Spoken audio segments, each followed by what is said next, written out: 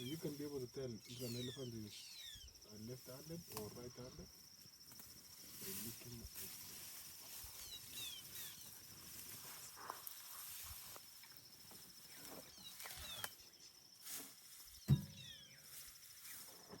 Look like he's been swimming in that river.